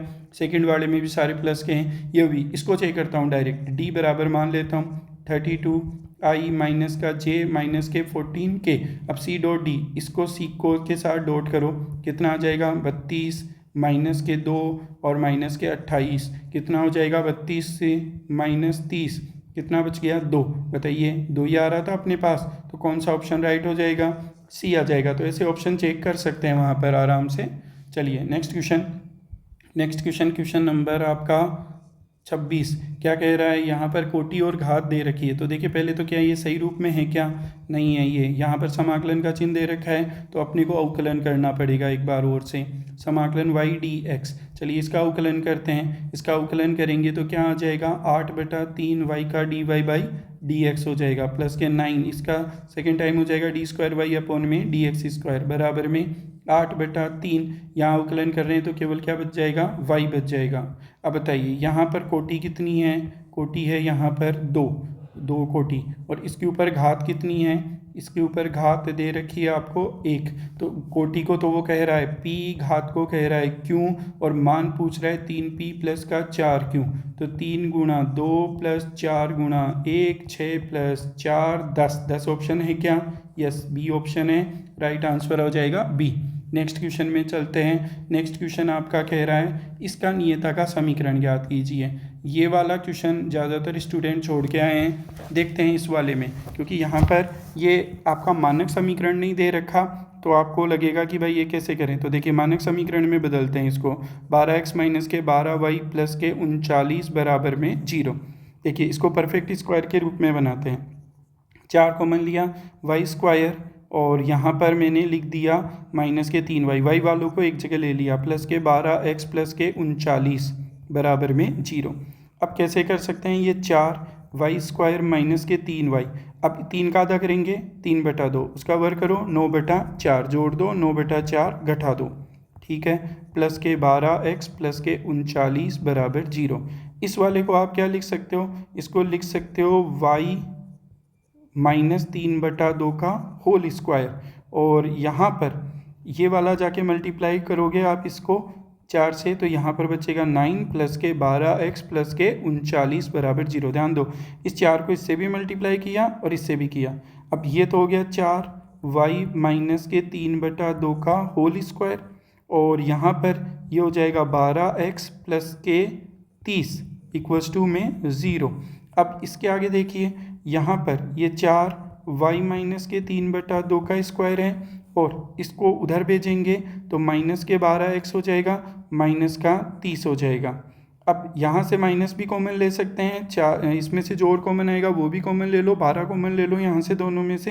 तो देखिए y माइनस के 3/2 का स्क्वायर 4 माइनस के 12 कॉमन लो, तो यहाँ तो बच जाएगा x, और यहाँ पर प्लस 30/12, 4 का से डिवाइड कर दो, y माइनस के 3/2 का स्क्वायर इक्वल्स टू में माइनस का 3 और यहाँ पर इसको डिवाइड करोगे तो x प्लस का 5/2 ये वाली चीज़ आपके आ गई समझ में। अब देखिए मानक रूप तो आप जानते हो, वाई स्क्वायर बराबर माइनस माइनस का चिन्ह है 4ax, ये वाला आपका किस टाइप का हो गया, y का स्क्वायर कह रहा है, y का स्क्वायर कह रहा है तो x की तरफ मुँह करेगा और किस साइड करेगा, नेगेटिव साइड करेगा यहाँ पर।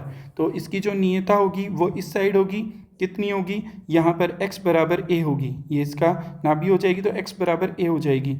यहाँ पर आप पहले तुलना कीजिए, यहाँ पर जो कैपिटल Y है वो y माइनस के 3/2 है, फिर यहाँ पर के जो कैपिटल X है वो x प्लस के 5/2 है, और यहाँ पर देखिए 4a बराबर कितना है 3, तो a बराबर क्या हो जाएगा 3/4 हो जाएगा। ये सारी चीज़ आ गई। अब यहाँ पर नियता का समीकरण बताइए, कैपिटल X बराबर a, कैपिटल X का मान बताइए क्या था 3 प्लस से 5/2, ये नियता का समीकरण हो गया यहाँ पर, ठीक है। और इक्वस टू में 3/4, इसको उधर भेज देंगे 3/4 माइनस के 5/2, एलसीएम क्या आ जाएगा 4 आ जाएगा।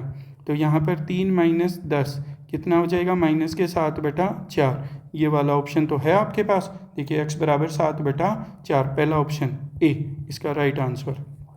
चलिए नेक्स्ट क्वेश्चन में चलते हैं। नेक्स्ट क्वेश्चन में देखिए आपको थोड़ा सा डायग्राम बनाकर देखते हैं तो बिल्कुल आसानी से समझ में आने वाला क्वेश्चन था। क्या कह रहा है ये, यहाँ पर पहली बात तो 100 स्टूडेंट टोटल थे, यहाँ पर अपने एक ऐसे वेन डायग्राम में बनाते हैं। तो 3 सब्जेक्ट, एक तो मैथ्स, एक फिजिक्स और एक केमिस्ट्री, एक तो मैथ्स, एक आपकी फिजिक्स और एक आपकी केमिस्ट्री। यहाँ पर इसमें क्या करते हैं, पीछे से स्टार्ट करते हैं सारी चीज़ें। जैसे उसने क्या कहा 8 के तीनों सब्जेक्ट थी, तो यहाँ पर ये तीनों, ये मैथ्स हो गया, ये फिजिक्स हो गया, केमिस्ट्री। अब यहाँ पर ये वाला हो गया, ऐसे अंडरलाइन करते जाते हैं। फिर अब यहाँ पर 2-2 के देखते हैं, 18 के गणित और रसायन थी, गणित और रसायन 18 के, यहाँ पर 8 आ गए तो ये 10 बच गए, हो गए ये 18, ठीक है। फिर और पीछे से यहाँ पर 14 भौतिक और रसायन, 14 के भौतिक और रसायन, तो यहाँ पर 8 आ गए, ये 6 आ जाएगा। फिर आगे 24 गणित और भौतिक, 8 आ गया तो यहाँ पर ये कितना बच जाएगा 16। अब ये वाला हो गया। अब यहाँ पर 38 रसायन के थे, यहाँ पर आप काउंट करो, ये 14 और 10 से कितने हो गए 24, तो कितने बच गए, 14 बच गए, तो यहाँ पर 14 हो गए केमिस्ट्री के। फिर इसके बाद में 48 फिजिक्स के थे, इसको काउंट करके देखिए कितना हो जाएगा, ये हो जाएगा 16 और 22 38, और ये 48 थे तो कितने बच गए 18। चलिए मैथ्स के कितने थे 46 में से देखिए कितने माइनस करेंगे आप, ये हो गए 24 और 10 से यहाँ पर ये हो गए 34, तो यहाँ पर ये बच जाएंगे 12। अब उसने क्या पूछा, एकमात्र विषय, देखिए एकमात्र ये वाला ये वाला ये वाला, तो यहाँ पर सॉल्यूशन में अपने को मात्र एक विषय पूछ रहा है, मात्र एक विषय वाले छात्र, मात्र एक विषय वाले छात्र कितने हो जाएंगे 12 + 18 + 14 कितने हो जाएंगे बताइए, ये हो जाएंगे 44, कितने हो जाएंगे 44 हो जाएंगे। तो बताइए बी ऑप्शन इसका राइट हो जाएगा, यस राइट हो जाएगा। तो बिल्कुल आसानी से कर सकते हैं। चलिए आगे देखते हैं यहाँ पर इस वाले क्वेश्चन में 29 नंबर के क्वेश्चन में। तो यहाँ पर 29 नंबर में 2x - 1 और x - 1 > 2 दे रखा है। अब यहाँ पर एक चीज़ तो ये तो पहले ही क्लियर हो गई कि नीचे वाला तो 0 हो ही नहीं सकता, डज नॉट इक्वल्स टू 0, इसका मतलब x का मान 1 नहीं होगा। x का मान जैसे ही 1 के लिए उसने मना किया, आप खुद सोचो कि इसने तो दे रखा है एक जगह ऑप्शन में ये x, तो ये वाला तो कैंसिल हो गया, इसको तो तुक्का भी नहीं मारना अपने को। चलिए अब आगे चलते हैं, यहाँ पर 2x - 1 इसको उधर ले जाके मल्टीप्लाई कर देते हैं x - 1। ऐसे सवालों में अपने को वर्ग करना होता है, तो यहाँ पर 2x - 1 का स्क्वायर और ये वाला 2x - 1, अब तो डेफिनेटली ये वाला बड़ा ही होगा, यहाँ पर ये दोनों तरफ वर्ग, इसका 4x² हो गया माइनस के 4x प्लस का 1, और ये वाला 4x² माइनस के 2x और प्लस का 1। चलिए इसको मल्टीप्लाई करते हैं, तो ये वाला तो 4x² माइनस के 4x प्लस का 1, और ये 4x² माइनस के 8x प्लस का 4। चलिए ये वाला कैंसिल हो गया, यहाँ पर कितना बचेगा 8x को इधर बुला लिया, 8x माइनस के 4x, 1 को उधर भेज देंगे 4 माइनस का 1, तो ये 4x और ये हो गया 3x का मान 3/4 से ज़्यादा है। चलिए अब संख्या रेखा पर जाकर देखते हैं। संख्या रेखा पर जाएंगे तो यहाँ पर अपने पास ये संख्या रेखा जो है वो क्या कह रही है कि इधर तो अनंत आ गया और इधर क्या आ जाएगा, माइनस अनंत आ जाएगा। अब ये 3/4 शामिल नहीं है, इसके से बड़ा है, इधर वाला मामला बड़ा है। लेकिन उसने एक चीज़ पहले कह दी थी कि x का मान 1 नहीं होना चाहिए।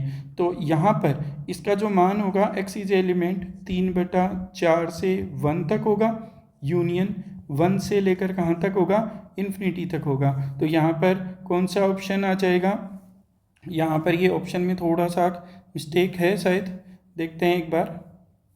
हाँ, ये वाला यहाँ पर 1 आएगा, और इसमें भी ये देखिए छोटा ब्रैकेट आना चाहिए, यहाँ पर भी कौन सा ब्रैकेट आना चाहिए, छोटा ब्रैकेट आना चाहिए, या फिर यहाँ पर इक्वल्स टू आना चाहिए, क्योंकि ये इसमें शामिल नहीं होगा। तो ये वाला छोटा ब्रैकेट देगा या यहाँ पर इक्वल्स टू देगा। फिलहाल इसमें डी ऑप्शन राइट आ जाएगा।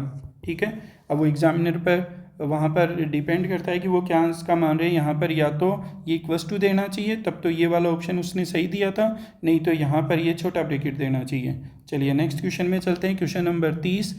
देखिए 30 में क्या कह रहा है, ये कह रहा है क्वेश्चन नंबर 30 में अपने को यहाँ पर इसका व्यापक हल पूछ रहा है। देखिए ऐसे सवाल हमने वहाँ पर 12th क्लास में कर रखे हैं। log e dy/dx बराबर में ax प्लस का by, दोनों साइड एक्सपोनेंशियल्स लेंगे तो dy/dx यहाँ पर e की पावर ax प्लस by ऐसा हो जाएगा, e की पावर ax डॉट e की पावर by, और ये dy/dx। अब हम यहाँ पर इसको नीचे ले जाएंगे तो dy में e की पावर by हो जाएगा, और e की पावर ax dx हो जाएगा। चलिए इसको ऐसे भी लिख सकते हैं, e की पावर ax dx, और बराबर में यहाँ पर हम चाहें तो इसको लिख सकते हैं, ऊपर ले जा सकते हैं। तो ये हो जाएगा e की पावर माइनस का by, और यहाँ पर dy। समाकलन करेंगे e की पावर ax अपॉन में a, और यहाँ पर माइनस का e की पावर by अपॉन में ये b, माइनस का चिन्ह लगा दिया यहाँ पर क्योंकि ये माइनस का b आएगा, और प्लस में अब यहाँ पर देखिए सी दे रखा है तो हमने पहले सी डैश ले लिया। चलिए अब इसको मैं मल्टीप्लाई कर दूँ, किससे, ए बी से मल्टीप्लाई कर दूँ, तो यहाँ तो ये हो जाएगा e a की पावर x b आ जाएगा, और यहाँ पर a आ जाएगा a e की पावर माइनस का by, और यहाँ पर आ जाएगा a b c डैश। इसको इधर बुला लेते हैं तो a b माइनस का by और प्लस का b, और यहाँ पर e की पावर ax, और इसको नया कांस्टेंट कह दो, c कह दो। तो ये वाला आपका कौन सा ऑप्शन है, देखिए मैच कीजिए कौन सा ऑप्शन आ रहा है, ये वाला डी ऑप्शन यहाँ पर मैच कर रहा है। तो यहाँ पर इसका आंसर आ जाएगा डी। ठीक है, चलिए नेक्स्ट क्वेश्चन में चलते हैं। प्रोबेबिलिटी का क्वेश्चन है। एक रोग की जांच की यथार्थता 95% है, और इसकी किसी जनसंख्या के 2% रोग से ग्रसित है। एक व्यक्ति जो वास्तव में रोग से ग्रसित है, जांच में सकारात्मक पाई जाने की क्या प्रायिकता है। तो देखिए बच्चों, ये बेज प्रमेय का क्वेश्चन यहाँ पर दे रखा है। यहाँ पर E1 आपने मान लिया रोग से ग्रसित मान लिया। यहाँ पर E2 आपने मान लिया रोग से ग्रसित नहीं, ये दो कंडीशन हो गई। तो बताइए PE1 2 बटा कितने 100, यानी कि चलो इतना रहने दो 2 बटा 100, और PE2 प्रोबेबिलिटी कितनी, बाकी के 98 बच गए क्या, 1 माइनस से 2 बटा 100 यानी कि 98 अपॉन 100, ये दो चीज़ हो गई। अब जो जांच है उसमें क्या बताया गया, रोग से ग्रसित बताया गया। एक व्यक्ति की जो वास्तव में रोग से ग्रसित है, जांच में सकारात्मक पाए जाने की, सकारात्मक का मतलब उसको ग्रसित बताया गया। जांच में रोग से ग्रसित बताया जाना। तो अब बताइए यहाँ पर एक तो हो जाएगा A/E1, रोग से ग्रसित बताया जाना, और वो उसके रोग भी है तो 95% बार सही होता है, तो 95/100 हो जाएगा यहाँ पर। ओके, और PA/E2 यानी कि रोग से ग्रसित नहीं है। ठीक है, और फिर यहाँ पर वो 5% आ जाएगा, जो बच गया वो, इतनी बार तो वो झूठ ही बोल रहा है ना, तो यहाँ पर ये 95 में से माइनस कर देंगे। अब वो ये कह रहा है कि उसके वास्तव में एक व्यक्ति जो वास्तव में रोग से ग्रसित है, उसकी जांच में भी सकारात्मक पाए जाने की, तो जांच में तो आ गई उसके, और वो वास्तव में रोग से ग्रसित है। तो सूत्र आपका PE1 डॉट PA/E1 और कोमा PE1 डॉट PA/E1, संपूर्ण प्रायिकता नीचे लेते हैं PE2, और यहाँ पर डॉट PA/E2। तो तो अब ये सारे मान आपके पास हैं। PE1 का मान बताइए क्या है आपके पास, ये है 2/100 और ये 95/100, यहाँ पर 2/100, 95/100, यहाँ पर प्लस 98/100 और 5/100। तो सब कैंसिल हो जाएंगे, ये 190 आ जाएगा, यहाँ पर 190, इसको आप मल्टीप्लाई करोगे 490 आ जाएगा। इन दोनों को जोड़ो आप, कितने हो जाएंगे, 0, 8, 680, तो 19/68। देखिए कहीं पर 19/68 है क्या, बिल्कुल पहला ही ऑप्शन है, राइट आंसर आ जाएगा पहला। चलिए ये वाला क्वेश्चन तो आप किसी भी हालत में छोड़ ही नहीं सकते हो, सीधा आपको पता होना चाहिए, क्या पता होना चाहिए, NC, यहाँ पर NC मान लो P है और NC Q है, तो अपने को पता होना चाहिए P + Q बराबर क्या होता है, N होता है। तो यहाँ पर इसके अकॉर्डिंग देखिए 15C3R बराबर 15CR+3, यहाँ पर तो हम क्या लिख सकते हैं, यहाँ पर बताइए, हम लिख सकते हैं 3R+K R+3 = में कितना, 15, तो यहाँ पर ये हो जाएगा 4R, 15 - 3 कितना हो जाएगा, 12 है, 4R बराबर R बराबर यहाँ पर अपॉन में 4, बताइए 3 कौन सा ऑप्शन है अपना, D ऑप्शन है, D ऑप्शन इसका राइट आंसर हो जाएगा। चलिए नेक्स्ट क्वेश्चन में चलते हैं। परास पूछ रहा है, परास के लिए देखिए आपको क्या पता होना चाहिए, सॉल्यूशन में चलते हैं। यहाँ पर fx बराबर हम y मानते हैं, y बराबर हो गया -(x² + 2x + 3), यहाँ पर इसको मैं इधर ले आऊँ तो x² - 2x और प्लस का y - 3 = 0। अब श्रीधराचार्य से अपने x बराबर यहाँ पर b का मान -(2), तो -(2) हो जाएगा, प्लस माइनस √b² यानी कि 4 - 4, a का मान है 1, c का मान y - 3 कंप्लीट है, और यहाँ पर ये अपॉन में 2 × 1, यहाँ पर x बराबर ये प्लस का 2 हो जाएगा, प्लस माइनस इन दोनों में 4 कॉमन ले लेते हैं तो 2 आ जाएगा बाहर, यहाँ पर 1, यहाँ पर इस माइनस के कारण माइनस का 2y हो जाएगा और प्लस का 3 हो जाएगा, ओके, और अपॉन में 2 से 2 के ये कैंसिल हो जाएंगे दोनों, तो 1 + √, यहाँ पर 4 - y ये आ जाएगा अपने पास। अब बताइए x को परिभाषित करना है, x के परिभाषित के लिए, परिभाषित x का परिभाषित होगा, परिभाषित होने के लिए परास निकाल रहे हैं, y का मान देखेंगे अपने पास, तो ये जो अंडर वाला मान है वो किसी भी हालत में या तो 0 होगा या 0 से बड़ा होगा। चलिए इसको मैं y को उधर भेज दूँ तो यहाँ पर इस टाइप से आ जाएगा, इसको ऐसे भी लिख सकता हूँ, y > 4। तो चलो संख्या रेखा पर अगर हम देखें, यहाँ पर यूँ संख्या रेखा पर, तो संख्या रेखा पर अपने पास ये 4 शामिल भी है और इधर अनंत और इधर माइनस अनंत। उसने क्या कहा कि उसने कहा कि 4 से छोटा होना चाहिए y का मान, तो अतः परास जो हो जाएगी अपने पास, परास या रेंज, परास क्या हो जाएगी, -∞ से लेकर 4 शामिल है इसमें, यस, तो यहाँ पर कौन सा ऑप्शन आ जाएगा, बी ऑप्शन राइट इसका हो जाएगा। चलिए नेक्स्ट क्वेश्चन में चलते हैं। ये वाला क्वेश्चन तो देखते ही आप बता सकते हो इसका कौन सा आ जाएगा, सी आ जाएगा। कैसे, देखिए अपने पास i बराबर दे रखा है 0 से π/2, यहाँ पर √sin x दे रखा है और अपॉन में √sin x है और प्लस का √cos x है और dx है। यहाँ पर बाई P4 लगाते हैं तो i बराबर क्या हो जाएगा, 0 से π/2, यहाँ पर π/90 - थीटा, साइन ऐसे लिखेंगे π/2 - x अपॉन में sine 90 - x plus under root में कोस π/2 - x dx। ये इक्वेशन फर्स्ट था। यहाँ पर i बराबर 0 से लेकर π/2, ये वाला हो जाएगा √cos x, यहाँ पर √cos x, ये वाला हो जाएगा √sin x और ये वाला dx, ऐसे हो जाएगा। चलिए ये इक्वेशन नंबर 2, 1 और 2 को जोड़ देते हैं, 1 + 2 कर देते हैं, क्या हो जाएगा 2i बराबर 0 से लेकर π/2। एलसीएम दोनों का देखिए सेम ही है, आगे पीछे होगा लेकिन वो सेम ही है, sin x + cos x, इसमें कैंसिल हो गया, अंडर रूट sin x बच जाएगा, यहाँ पर √cos x बच जाएगा, dx हो जाएगा, ये वाला कैंसिल होगा, 1 आएगा, 0 से π/2 1 dx, 1 का समाकलन क्या होगा, x लिमिट क्या लगाएंगे 0 से π/2, तो यहाँ पर π/2 माइनस का 0, 2i बराबर ये 2 से डिवाइड करोगे π/4, बताइए सी ऑप्शन आ गया।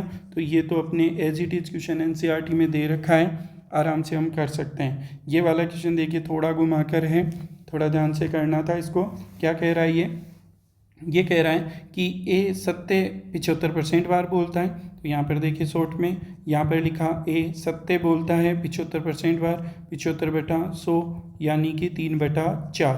तो यहाँ से बताइए नहीं बोलता यानी कि सत्य नहीं बोलता तो कितना हो जाएगा 1 - 3/4 यानी कि 1/4। ये प्रोबेबिलिटी आ गई। बी में भी चलते हैं। बी 80% बार सत्य बोलता है, 80/100 यानी कि कितना हो जाएगा 4/5।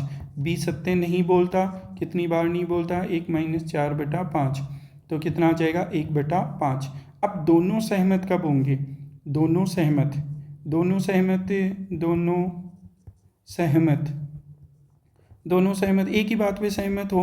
दोनों कहें कि देखो भाई यहाँ पर कोई भी बात के लिए बोले कि इसने ये काम किया तो दोनों ने कहा कि दोनों ने काम किया यानी कि दोनों सच बोल रहे हैं। मान लो दोनों ने कह दिया कि इसने काम नहीं किया, चाहे काम ही किया हो, तो दोनों ने मना कर दिया। दोनों एक ही बात पर कायम है। या तो दोनों सहमत हो P A intersection P B, या फिर दोनों सहमत नहीं हो, दोनों एक ही बात कहें। या तो दोनों ने कहा, दोनों या तो सच बोले या दोनों झूठ बोले। तो यहाँ पर ये हो जाएगा P A dot P B और प्लस का P A bar dot P B bar. तो यहाँ पर ये हो जाएगा 3/4 गुणा 4/5 और प्लस का 1/4 गुणा 1/5। ये 12/20 हो जाएगा, ये 1/20 हो जाएगा, टोटल 13/20 हो जाएगा। अब वो कह रहा है कि तो कथन के सत्य होने की प्रायिकता, तो कथन सत्य होने की प्रायिकता सत्य कब होगा? जब दोनों के दोनों ही सच बोलेंगे तभी तो कथन सत्य होगा। ए इंटरसेक्शन बी यानी कि P A dot P B, यहाँ पर यह हो जाएगा 3/4 गुणा 4/5 12/20। अतः उसने जो प्रायिकता पूछी किसकी पूछी? सत्य होने की पूछी है प्रायिकता। तो ये तो है 12/20, जबकि क्या दिया हुआ है? दोनों सहमत वाला जो दिया हुआ होता है वो नीचे 13/20 कैंसिल कर देंगे 12/13। 12/13 कौन सा ऑप्शन है? बी ऑप्शन है। तो इसका राइट आंसर क्या हो जाएगा? बी आ जाएगा। चलिए बच्चों, थोड़े 5 क्वेश्चन और बचे हैं, फटाफट इनको भी कर लेते हैं। क्या कह रहा है ये वाला? इस वाले क्वेश्चन में अनंत हल के लिए कह रहा है। यहाँ पर इसने कहा 2x प्लस का म्यू वाई प्लस के 4z equals to 14x plus के 2y प्लस का lambda z equals to 10x plus y plus z equals to 4 बराबर, यहाँ पर बराबर 4 हो गया। ये 3 इक्वेशन दे रखा है। इसके अनंत हल के लिए जो होता है, अगर अनंत हल के लिए बात करें, अनंत हल के लिए अपने पास जो सारणी का मान होता है वो कितना होता है? 0 होता है। तो 2 म्यू 4 x का मान 1 2 लेमडा और यहाँ पर 1 और यहाँ पर 1 बराबर में 0। अब इसको सॉल्व करो फटाफट। ये दो माइनस के लेमडा माइनस का म्यू 1 माइनस लेमडा प्लस के 4 1 माइनस 2 इक्वल्स टू 0। यहाँ पर ये 4 माइनस के 2 लेमडा माइनस का म्यू प्लस का म्यू लेमडा और यहाँ पर क्या हो जाएगा? ये हो जाएगा माइनस का 4 इक्वल्स टू 0। 4 से 4 कैंसिल हो गया। चलिए यहाँ पर अपने पास एक तो म्यू लेमडा बच गया, इन दोनों को उधर भेज देंगे, 2 लेमडा प्लस का म्यू, ऐसे आ जाएगा। अब यहाँ पर ऑप्शन देखिए, फर्स्ट ऑप्शन में चलते हैं। यहाँ पर लेमडा और म्यू के मान 3 गुणा 3 ये हो जाएगा 9 और यहाँ पर 2 गुणा 3 प्लस का यहाँ पर 3 तो ये 6 और 3 9। तो ये फर्स्ट ऑप्शन तो सही जा रहा है। यहाँ डज नॉट इक्वल्स टू में दे रखा है तो ये दोनों तो ऑप्शन में आएंगे नहीं। क्या ये प्रत्येक वास्तविक मान के लिए होंगे? क्या प्रत्येक वास्तविक, जैसे और कोई लेमडा का मान और म्यू का मान ले लिया, जैसे लेमडा का मान 1 ले लिया, म्यू का मान 2 ले लिया, यहाँ पर आप रखोगे राइट साइड में 2 आ जाएगा। यहाँ पर लेमडा का मान 1 रखोगे, ये 2 और ये 2 4, क्या ये दोनों बराबर आए? क्या नहीं आए। तो प्रत्येक के लिए नहीं होगा, केवल और केवल इस मान के लिए होगा। तो यहाँ पर कौन सा ऑप्शन आ जाएगा? ए ऑप्शन आ जाएगा इसका राइट आंसर।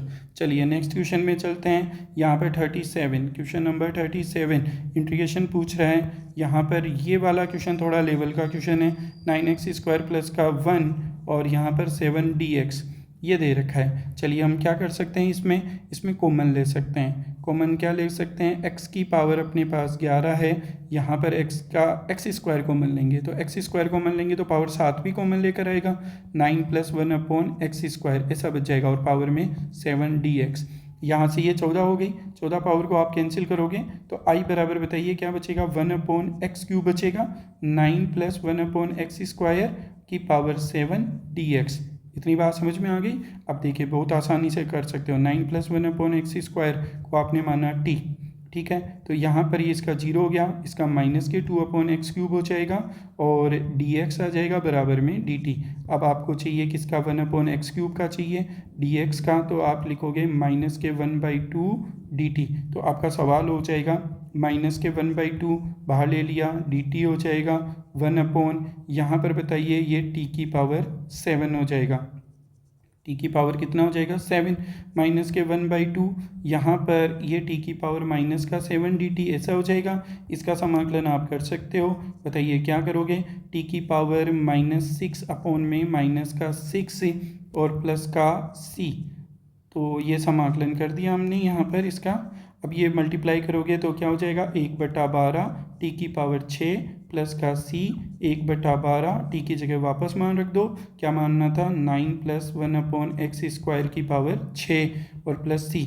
अब देखिए वापस से x² यहाँ पर ले लो, तो 1/12 ये हो जाएगा 9x² प्लस का 1 और पावर में 6। अब यहाँ पर लिया तो 6 दूनी 12 हो जाएगी, वो x की पावर 12 कहाँ चली जाएगी, ऊपर चली जाएगी। तो यहाँ पर x की पावर 12, ये वाला कौन सा ऑप्शन, सी ऑप्शन आपको दिख रहा है यहाँ पर, और ये इसका राइट आंसर हो जाएगा। चलिए नेक्स्ट क्वेश्चन में चलते हैं। 38, ये भी समाकलन का क्वेश्चन है। यहाँ पर देखिए -a से +a जब भी पावर दिखे तो आप ये देखो सम है या विषम है, तो यहाँ पर इसको दो टुकड़ों में तोड़ रहा हूँ। -2 से 2 1001 x की पावर 1001 अपॉन में मॉडुलस स्क्वायर, और यहाँ पर 2 मॉडुलस x + 1 और dx प्लस दूसरा और पद देखिए -2 से लेकर 2 मॉडुलस x + 1 और मॉडुलस x का स्क्वायर प्लस के 2x 2 मॉडुलस x और प्लस का 1 और ये dx, ठीक है। अब देखिए x की जगह आप -x रखिए, x की जगह -x रखोगे तो वापस वही फलन आएगा, लेकिन ये किसका आ जाएगा माइनस का, तो इसको तो बोलते हैं विषम फलन, इसको तो क्या बोलेंगे विषम फलन, ठीक है। और विषम फलन का जो इंटीग्रेशन होता है वो क्या होता है 0 होता है। दूसरा फलन आपका अगर x की जगह -x भी रखोगे यहाँ पर मॉडुलस में, तो वो सब के सब वापस वो का वो आ जाएगा fx, तो ये कैसा फलन होगा, सम फलन होगा। तो यहाँ पर जो सम फलन होता है उसमें क्या होता है, ये डबल टाइम हो जाएगा, 0 से लेकर 2 हो जाएगा यहाँ पर, ठीक है। और ये वाला 2 टाइम हो जाता है fx dx, ऐसे हो जाता है। तो यहाँ पर आप बताइए पहला जो पार्ट है वो तो विषम फलन हो गया, 0 हो गया, और इस वाले में ये 2 टाइम हो जाएगा 0 से लेकर a, और यहाँ पर देखिए अब ये जो नेगेटिव वाली कोई वैल्यू ही नहीं रही, तो यहाँ पर ये जो मॉडुलस है वो किसके होंगे, प्लस के वैल्यूज़ के लिए होंगे, 0 से लेकर 2 तक होगा, ठीक है। यहाँ पर देखिए ये 0, ये -2 और ये +2, तो यहाँ से लेकर यहाँ तक के वाले जो माइनस के मान हैं वो भी इसके किसके 0 से 2 के इक्वल ही होंगे, तो यहाँ पर ये 2 टाइम हो गया। अब इसको लिख सकते हैं x² प्लस के 2x + 1 dx, ये किसका होल स्क्वायर हो जाएगा, ये वाला हो जाएगा 2 0 से लेकर 2 x + 1 और अपॉन में हो जाएगा x + 1 का होल स्क्वायर dx, इसको कैंसिल करेंगे तो 0 से लेकर 2 1/x + 1 और dx हो जाएगा। इसका समाकलन करेंगे तो क्या हो जाएगा log x + 1 हो जाएगा, और लिमिट क्या लगाएंगे 0 से 2 लगाएंगे, 2 यहाँ पर log ये वाला 2 प्लस का 1 आ जाएगा, और लगाओगे यहाँ पर 0 तो log 1 आ जाएगा। अच्छा log 1 का मान तो आपको पता है क्या होता है, क्या होता है, यहाँ पर ये 3 आ जाएगा, इसका मान 0 होता है। ई यहाँ पर हमेशा अंडरस्टूड होता है तो ई लगाते जाएंगे, और यहाँ पर कौन सा ऑप्शन आ जाएगा देखिए 2 log e 3, डी ऑप्शन इसका राइट आ जाएगा, ठीक है। चलिए सेकंड लास्ट क्वेश्चन में ये क्या कह रहा है, वर्धमान आसमान का, ये तो इजी सा क्वेश्चन होता है।